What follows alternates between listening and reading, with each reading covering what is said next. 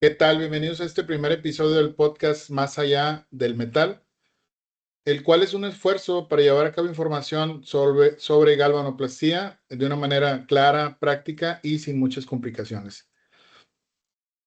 ¿Alguna vez te has preguntado cómo una pieza común puede sobrevivir años en un ambiente corrosivo? ¿O por qué un acabado puede fallar aunque todo parezca bien? Hoy en Más allá del metal vamos a ver algunos puntos importantes al respecto. Mi nombre es Aurelio y me acompaña Gustavo, quien a continuación se presentará. Saludos a todos, mi nombre es Gustavo Vélez, soy ingeniero químico egresado de la UANL de acá de Nuevo León. Llevo actualmente más de 16 años metido hasta las manos, como decimos, en estos procesos como cromado, niquelado, galvanizado, inclusive anodizado. Procesos que, siendo bien honestos, me siguen sorprendiendo. Todos los días aprendes algo estando en este mercado, en este tipo de industria. Correcto. Bueno, mi nombre es Aurelio Gaitán.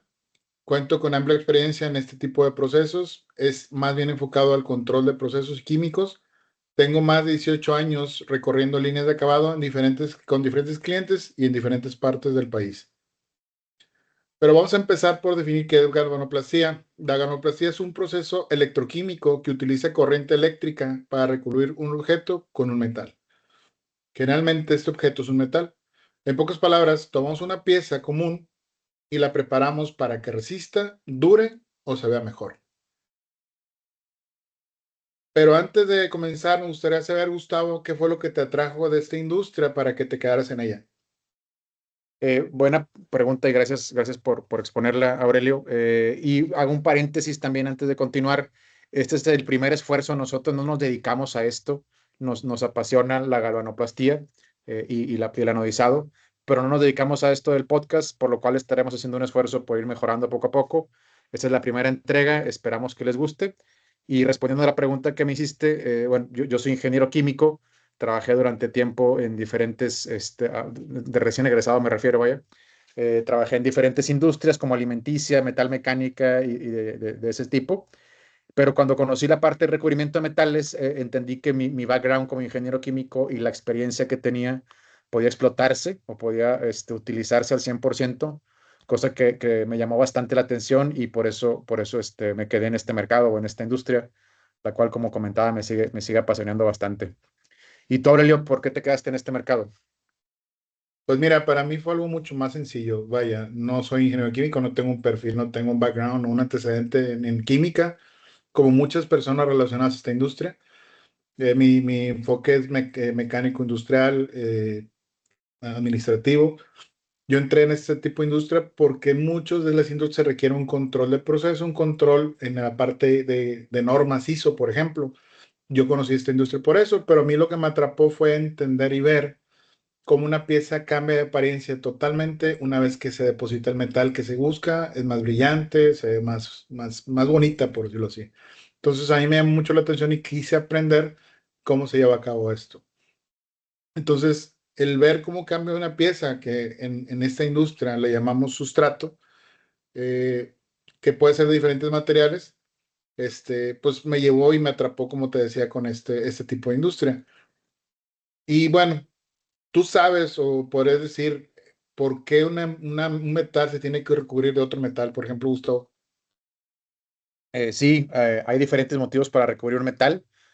Asumo que los que nos escuchan tal vez ya están más o menos involucrados, pero va a haber personas que tal vez no están tan involucradas, pero puede ser desde algo tan sencillo como la apariencia, en los coches que manejamos o en muchas insignias que tenemos, se ven con un color cromado, aunque sean plásticas, puede ser por apariencia. Por ejemplo, las defensas de los camiones se ven muy brillantes, se ven muy bonitas, por lo general son cromadas, esto es meramente por apariencia. Puede ser por algo tal vez más complicado, por ejemplo, resistir a la corrosión. Los buques marítimos requieren en ciertas partes de sus piezas tener alta resistencia a la corrosión, por lo cual lo recubrimos con un zinc o con un zinc níquel para poder de que resista mucho la corrosión. Puede ser para brindar más dureza, por ejemplo, lo que son los cilindros que brillan también mucho. las manos de chango que le decimos a las retroexcavadoras. Son cromadas con una especie de cromo duro que le llaman. Y también, por ejemplo, en el caso del estaño, para mejorar la conductividad de las soleras de cobre, las estañamos. Entonces, las aplicaciones son muchas. Va a depender si la industria es aeroespacial, electrónica, médica inclusive. Entonces, hay muchos motivos por el cual recubrir un metal con otro metal o una superficie, no tiene que ser metálica, con otro metal.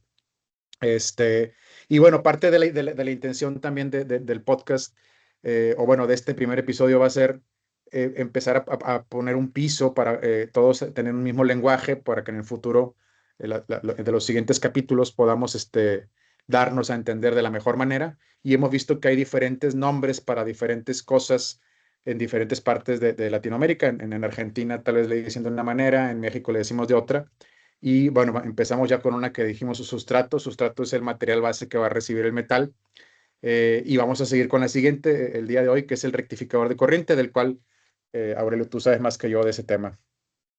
Muchas gracias. Sí, como comenta Gustavo, es bien importante uniformar o unificar criterios y también definiciones, sobre todo para entender de manera más sencilla de qué estamos hablando. Como decía Gustavo, sustrato puede ser de metal, incluso puede ser incluso no metálico o metal no ferroso, y se puede recubrir de una N cantidad de metales o combinaciones incluso de metales que tienen diferentes propósitos, como mencionó. Uno de los equipos más relevantes o de los que no se puede llevar a cabo este depósito es, como decíamos, la definición, se aplica corriente. La corriente que se aplica tiene que ser corriente directa.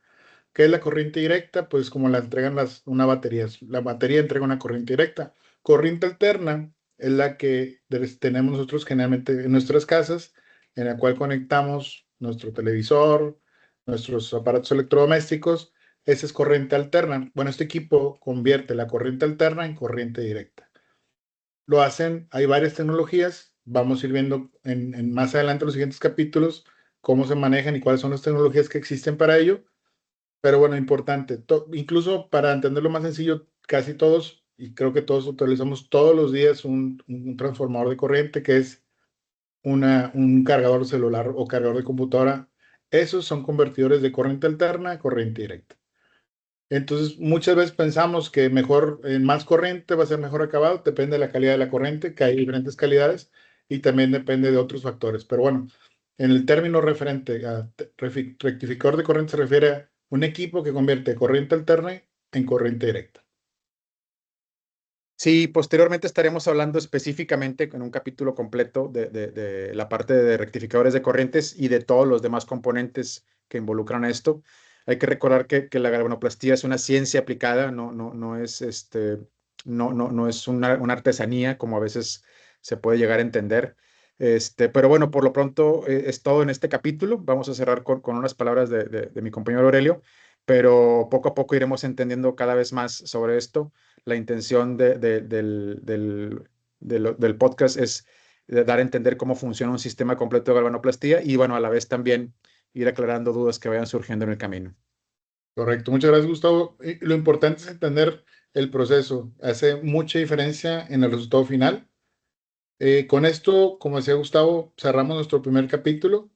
La intención, como decía en los siguientes capítulos, es lograr explicar cómo funciona un sistema completo de galvanoplastía desde el inicio hasta el final. Y bueno, en el siguiente capítulo vamos a hablar de un tema muy importante que es la primera parte de una línea de proceso y muchas veces se subestima esa parte que es la limpieza o pretratamiento, ya que sin una buena limpieza no hay un recubrimiento que funcione adecuadamente.